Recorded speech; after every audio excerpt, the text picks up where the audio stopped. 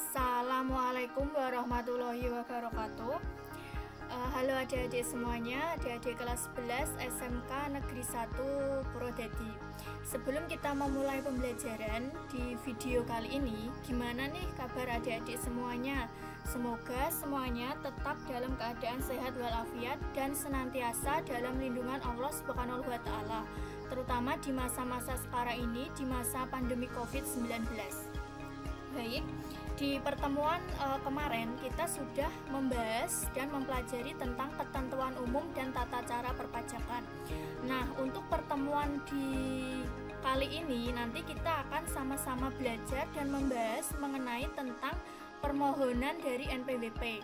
Nah, apa itu NPWP? Untuk lebih jelasnya, yuk disimak video ini sampai akhir ya, dan jangan sampai di skip.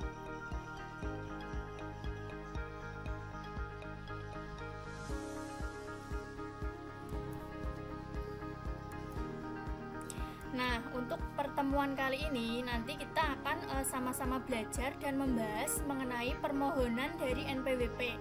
Ya, NPWP itu adalah nomor pokok wajib pajak.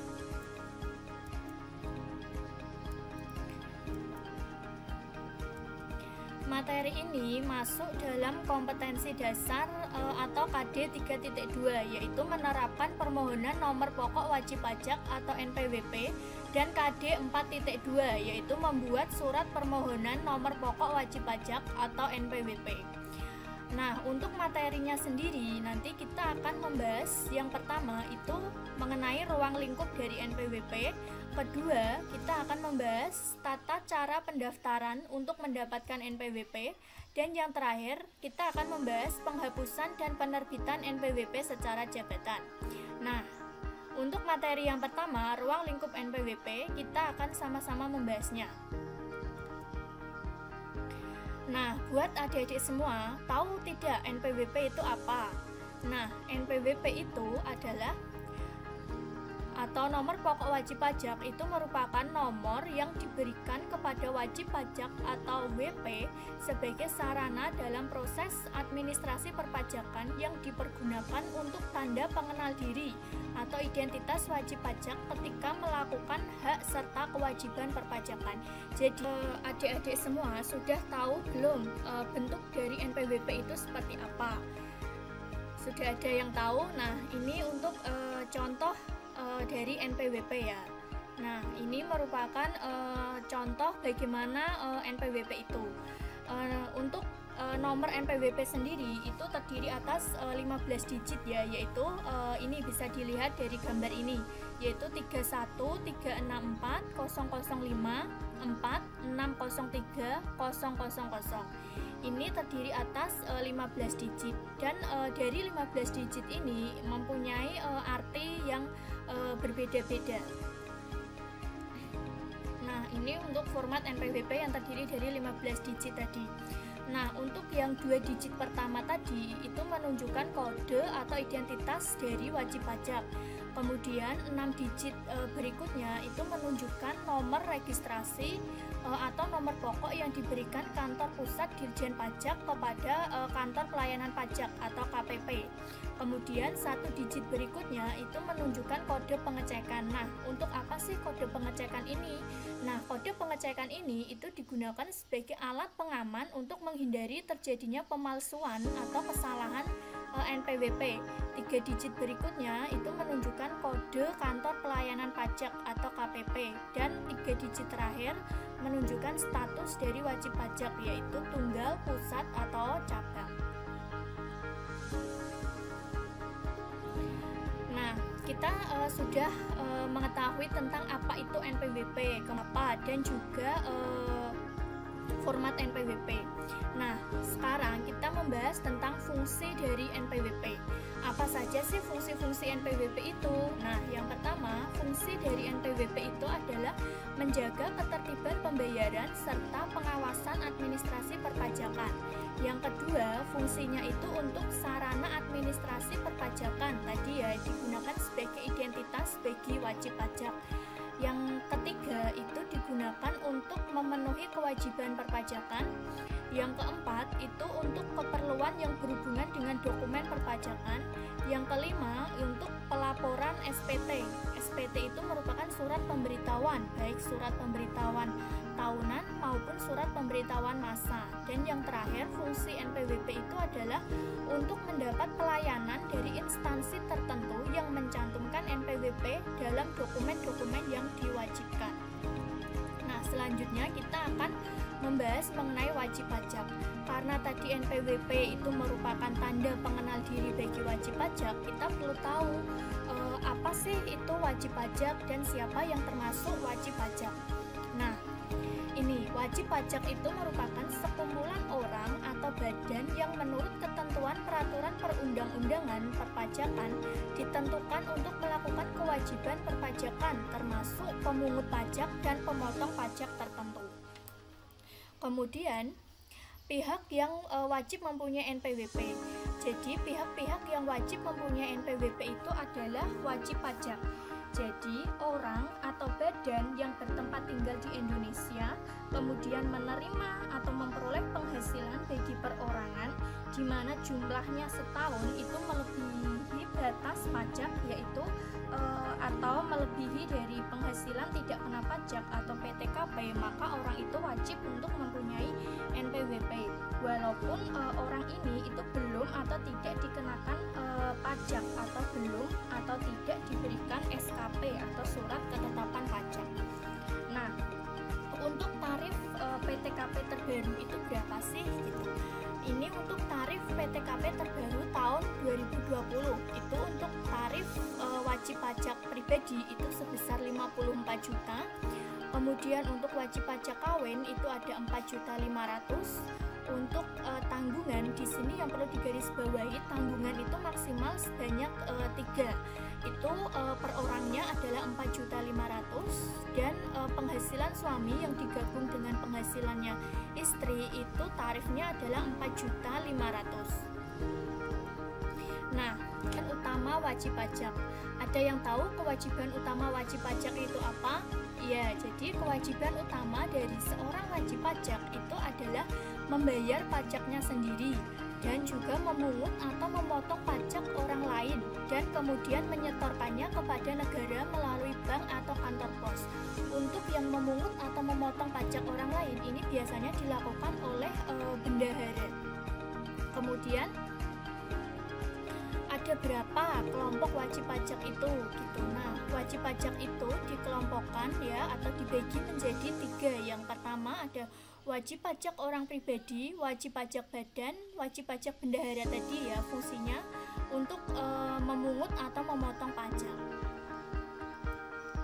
Kemudian untuk kewajiban pajak subjektif dalam pasal 2A Undang-Undang Pajak Penghasilan tahun 1984 yang telah diubah menjadi Undang-Undang Nomor 17 tahun 2000 dinyatakan bahwa kewajiban pajak subjektif itu dimulai dari orang tersebut dilahirkan, kemudian berada di Indonesia lebih dari 183 hari dalam 12 bulan atau dia berniat untuk bertempat tinggal di Indonesia. Yang ketiga, badan yang didirikan atau berkedudukan di Indonesia. Yang keempat, warisan yang belum dibagi dalam satu kesatuan menggantikan yang berhak. Yang kelima, subjek pajak luar negeri, yaitu orang pribadi tidak tinggal di Indonesia kurang dari 183 hari dalam 12 bulan. Dan yang terakhir itu ada bentuk usaha tetap atau BUT. Ini atau badan yang tidak didirikan dan tidak bertempat kedudukan di Indonesia. Ini untuk kewajiban pajak subjektif. Nah, wajib pajak itu juga memiliki hak-hak dan kewajiban-kewajiban yang harus dipenuhi. Pertama, kita akan membahas terlebih dahulu hak wajib pajak. Apa saja sih hak-hak wajib pajak itu? Nah, wajib pajak ini sebetulnya memiliki banyak sekali hak, tetapi di sini saya hanya akan membahas 3 saja. Yang pertama, hak wajib pajak itu adalah melaporkan beberapa masa pajak dalam satu surat pemberitahuan massa. Kemudian yang kedua, mengajukan Yang kedua, mengajukan surat keberatan dan banding bagi wajib pajak dengan kriteria tertentu. Dan yang ketiga, hak wajib pajak itu mengajukan permohonan pengembalian kelebihan pembayaran pajak. Setelah kita tahu apa itu hak wajib pajak, selanjutnya kita akan membahas mengenai kewajiban dari wajib pajak. Sama dengan hak wajib pajak, kewajiban wajib pajak ini juga banyak, tetapi saya hanya akan membahasnya 3, yaitu kewajiban wajib pajak yang pertama itu adalah mendaftarkan diri pada kantor Dirjen Pajak yang wilayah kerjanya itu meliputi tempat tinggal atau tempat kedudukan wajib pajak dan kepadanya diberikan NPWP apabila telah memenuhi tadi persyaratan subjektif dan objektif. Yang kedua, kewajiban wajib pajak itu adalah melaporkan usahanya pada kantor Direktorat Jenderal Pajak yang wilayah kerjanya meliputi tempat tinggal atau tempat kedudukan pengusaha atau tempat kegiatan usaha dilakukan untuk dikukuhkan menjadi PKP atau pengusaha kena pajak. Dan yang ketiga, kewajiban wajib pajak itu adalah membayar dan menyetor pajak yang terutang dengan menggunakan surat setoran pajak ke kas negara melalui tempat pembayaran yang diatur berdasarkan peraturan Menteri Keuangan. Ini untuk kewajiban dari wajib pajak. Nah, kemudian kita tadi tahu yang berhak mempunyai NPWP itu adalah wajib pajak. Di sini akan lebih dijabarkan lagi wajib pajak yang bagaimana yang berkewajiban untuk mempunyai NPWP.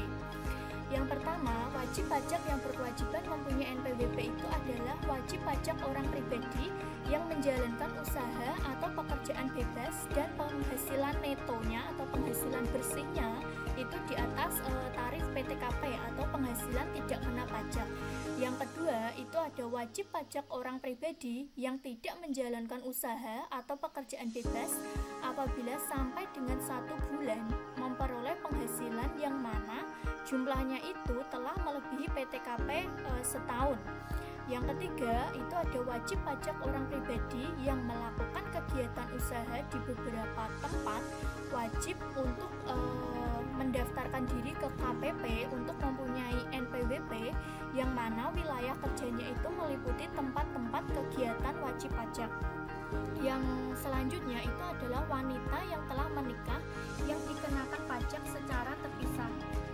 Maksudnya seperti apa? Wanita yang telah menikah yang dikenakan pajak secara terpisah dikarenakan beberapa hal, yaitu yang pertama, hidup terpisah berdasarkan keputusan hakim, dan yang kedua, dikehendaki secara tertulis berdasarkan perjanjian pemisahan penghasilan dan juga harta.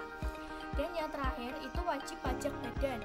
Contohnya itu adalah seperti PT atau perseroan terbatas, komanditer Venoscap atau CV, firma, kongsi, yayasan, perkumpulan, lembaga, koperasi, BUMN, ormas, dan juga partai politik itu wajib melaporkan usahanya. Nah, ini untuk wajib pajak yang berkewajiban mempunyai NPWP. Selanjutnya kita akan membahas mengenai sanksi. Nah, sanksi apa? Sanksi bagi setiap orang yang dengan sengaja tidak mendaftarkan diri untuk diberikan NPWP atau menyalahgunakan tanpa hak NPWP, maka mereka itu akan mendapatkan sanksi. Sanksinya itu adalah berupa pidana penjara paling singkat 6 bulan dan paling lama 6 tahun serta denda paling sedikit 2 kali jumlah pajak yang terutang yang tidak atau kurang bayar dan paling banyak 4 kali dari jumlah pajak terutang yang tidak atau kurang dibayarkan. Jadi karena NPWP ini wajib untuk dimiliki, jadi apabila ada orang atau wajib pajak yang dengan sengaja tidak mendaftarkan diri untuk mendapatkan NPWP, maka dia akan mendapatkan sanksi. Nah, untuk selanjutnya kita akan membahas mengenai jangka waktu pendaftaran NPWP. Dalam pendaftaran NPWP ini tentunya ada jangka waktu yang harus diperhatikan, terutama jangka waktu pendaftarannya, yaitu jangka waktu pendaftaran yang pertama itu adalah wajib pajak orang pribadi yang tidak menjalankan suatu usaha usaha atau pekerjaan bebas apabila jumlah penghasilannya sampai dengan suatu bulan yang disetahunkan telah melebihi tarif PTKP, maka wajib mendaftarkan diri selambat-lambatnya akhir bulan berikutnya. Yang kedua, bagi wajib pajak orang pribadi yang menjalankan suatu usaha atau pekerjaan bebas dan wajib pajak badan wajib mendaftarkan diri paling lambat 1 bulan setelah usaha mulai dijalankan. WP. Selanjutnya kita akan membahas mengenai tata cara pendaftaran untuk mendapatkan NPWP.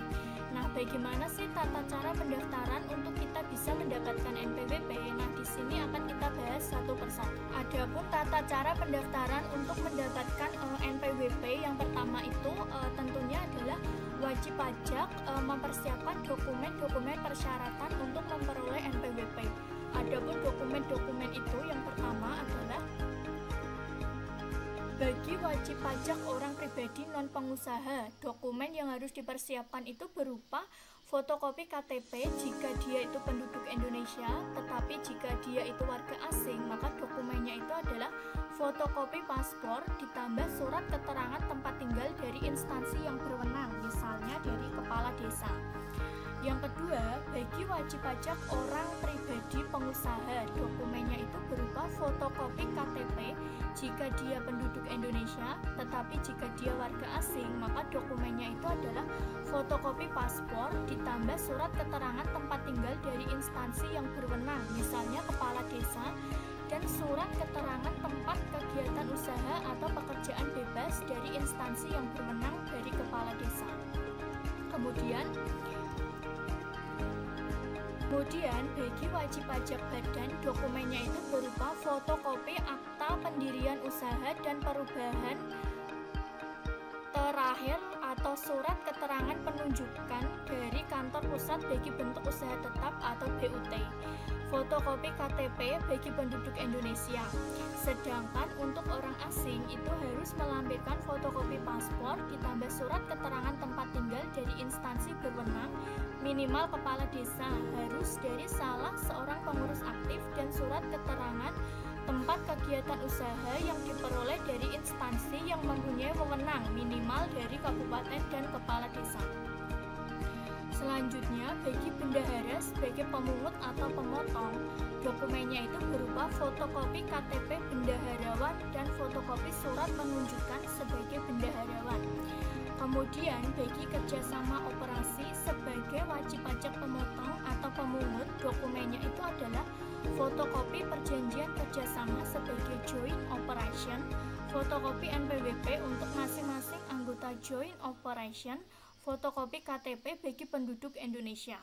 Nah, kalau bagi orang asing itu cukup dokumennya itu cukup fotokopi paspor ditambah surat keterangan tempat tinggal dari instansi yang berwenang, minimal kepala desa, dari salah seorang pengurus joint operation. Kemudian untuk wajib pajak dengan status cabang orang pribadi atau pengusaha tertentu atau wanita kawin yang tidak bisa harta, dokumennya itu berupa fotokopi surat keterangan terdaftar. Tetapi apabila permohonan itu ditandatangani oleh orang lain, maka harus pula dilengkapi dengan surat kuasa khusus. Kemudian bagi wajib pajak yang mana dia itu pindah tempat kegiatan usaha atau domisili, maka wajib pajak tersebut melaporkan diri ke kantor pelayanan pajak lama maupun kantor pelayanan pajak baru. Adapun dokumen yang harus dipersiapkan itu adalah berupa jika wajib pajak orang pribadi pengusaha pindah domisili atau tempat kegiatan usaha atau pekerjaan bebas, maka dokumennya itu berupa surat keterangan domisili baru atau tempat kegiatan usaha atau pekerjaan bebas yang baru dari instansi yang berwenang, khususnya dari kepala desa. Kemudian bagi wajib pajak orang pribadi non pengusaha, dokumennya itu berupa surat keterangan domisili baru dari kepala desa atau surat keterangan dari pimpinan instansi perusahaannya.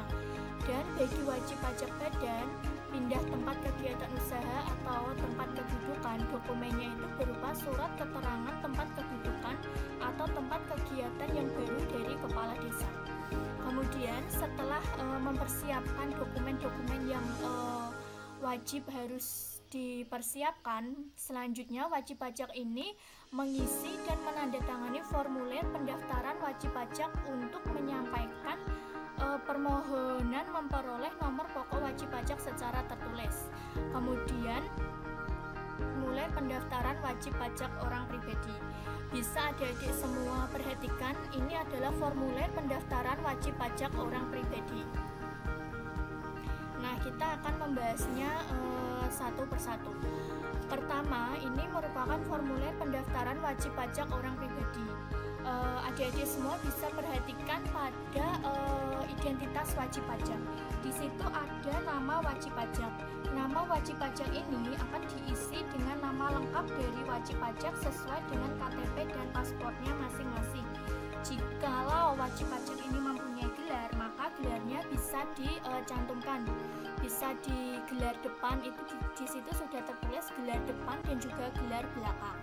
Kemudian untuk yang kedua, tempat dan tanggal lahir itu diisi sesuai dengan data yang ada di KTP atau paspor dari masing-masing wajib pajak berupa tanggal, bulan, dan tahun di mana wajib pajak dilahirkan. Kemudian untuk status perkawinan bisa disilang pada kotak yang sesuai. Jika kawin disilang kawin, jika tidak ya disilang pilihan tidak.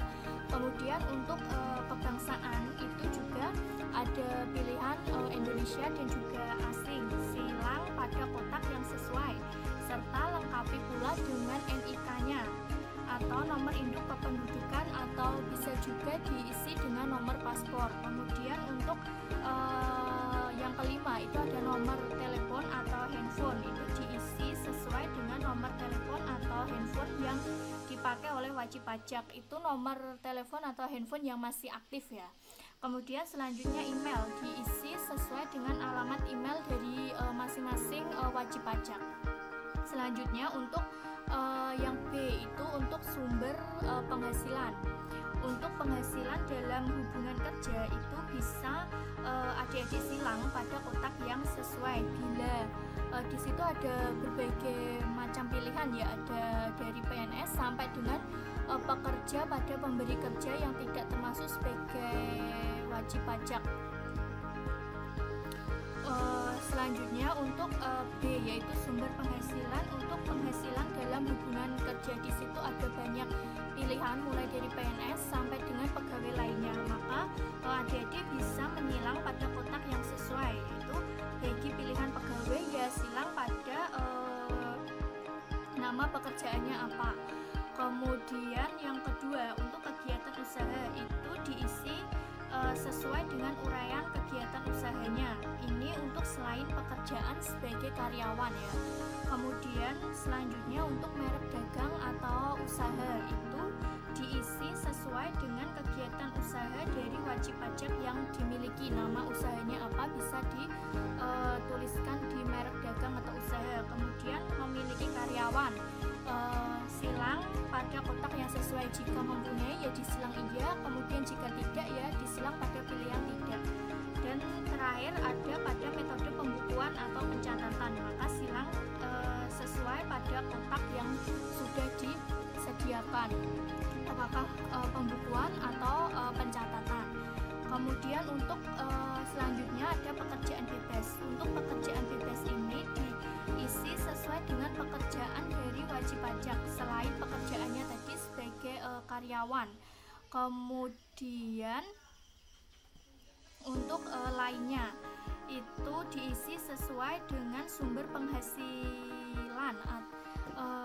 Untuk selanjutnya yaitu pada kolom lainnya itu bisa diisi dengan uraian sumber penghasilan ya, terutama selain pekerjaannya sebagai karyawan.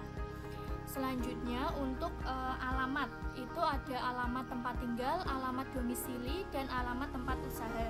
Untuk alamat tempat tinggal sama, itu diisi sesuai dengan alamat wajib pajak. Untuk domisili itu diisi sesuai dengan KTP dari wajib pajaknya. Kemudian untuk alamat tempat usaha itu bisa bisa diisi dengan alamat tempat usaha di mana usaha tersebut dijalankan atau dilaksanakan. Nah, untuk yang terakhir itu informasi tambahan, itu ada jumlah tanggungan dan kisaran penghasilan per bulan.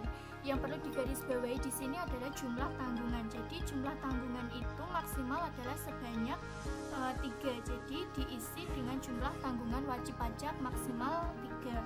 Kemudian untuk kisaran penghasilan per bulan itu disesuaikan dengan penghasilan yang diterima oleh wajib pajak per bulan. Nah, ini untuk cara mengisi formulir pendaftaran wajib pajak untuk memperoleh NPWP. Perlu diketahui buat semua adik-adik ya, bahwa biaya untuk mendapatkan atau mengisi formulir ini adalah gratis jika wajib pajak itu mengurusnya secara mandiri atau mengurus sendiri dengan bisa melalui kantor pelayanan pajak atau bisa juga secara online. Tetapi bagi wajib pajak yang membuat NPWP itu melalui perantara seperti melalui notaris atau konsultan pajak, maka akan dikenakan biaya sesuai dengan yang ditetapkan oleh notaris atau konsultan tersebut. Jadi lebih enak untuk mengurus NPWP sendiri ya, karena biayanya gratis dan tidak dipungut biaya sepeser pun. Nah, yang ketiga ya, setelah tadi mengisi formulir, maka formulir ini akan disampaikan kepada kantor pelayanan pajak atau KP2KP yang wilayah kerjanya itu meliputi tempat tinggal, tempat kegiatan usaha wajib pajak, baik secara langsung melalui pos atau ekspedisi pengirim lain dengan melampirkan dokumen persyaratan secara lengkap. Selanjutnya, setelah seluruh syarat permohonan pendaftaran itu diterima oleh KPP atau KP2KP secara lengkap, maka KPP atau KP2KP ini akan menerbitkan BKT atau bukti penerimaan surat. Selanjutnya, KPP atau KP2KP akan menerbitkan kartu NPWP dan SKT atau surat keterangan terdaftar paling lambat 1 hari kerja setelah bukti penerimaan surat diterbitkan. Dan yang terakhir, NPWP dan SKT ini akan dikirim melalui pos ke alamat wajib pajak tanpa dipungut biaya sepeser pun. Ini adalah tata cara pendaftaran untuk memperoleh atau mendapatkan nomor pokok wajib pajak. Nah, selanjutnya kita akan membahas mengenai penghapusan dan penerbitan NPWP secara jabatan. Yang pertama yang akan kita bahas itu adalah keadaan NPWP yang dihapuskan. Nah, buat adik-adik semua perlu diketahui ya bahwa keadaan NPWP yang harus dihapuskan itu adalah yang bagaimana sih? Nah, yang pertama, keadaan NPWP yang dihapuskan itu yang pertama adalah wajib pajak yang telah meninggal dunia dan tidak meninggalkan warisan.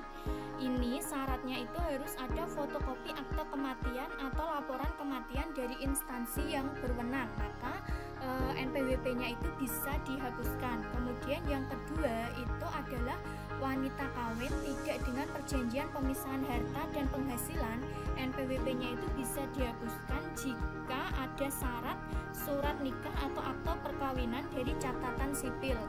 Kemudian itu ada warisan belum terbagi dalam kedudukan sebagai wajib pajak, itu NPWP-nya bisa dihapuskan. Tetapi apabila sudah dibagi, warisannya itu sudah dibagi, maka NPWP bisa dihapuskan jika ada keterangan tentang selesainya warisan tersebut dibagi oleh para ahli warisnya. Kemudian yang selanjutnya itu ada wajib pajak badan yang telah dibubarkan secara resmi. Ini NPWP-nya bisa dihapuskan jika ada akte pembubaran yang dikukuhkan dengan surat keterangan dari instansi yang mempunyai wewenang.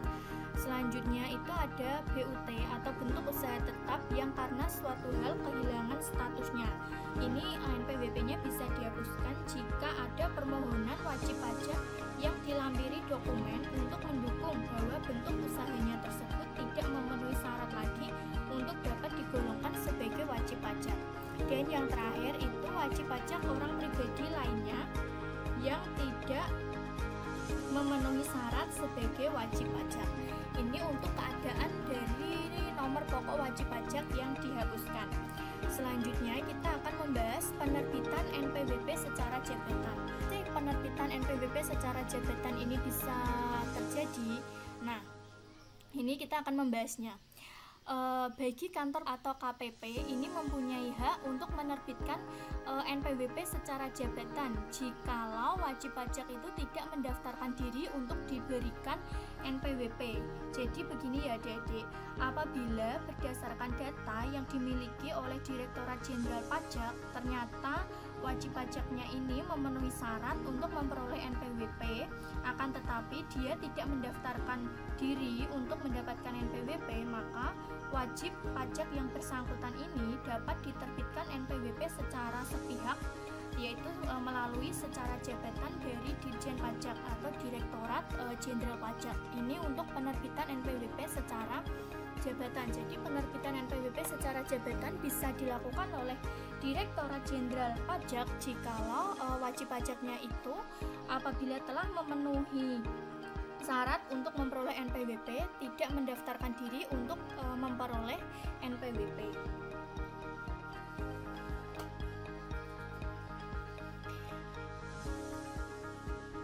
Nah, sekian ya adik-adik semua pembahasan kita mengenai permohonan nomor pokok wajib pajak.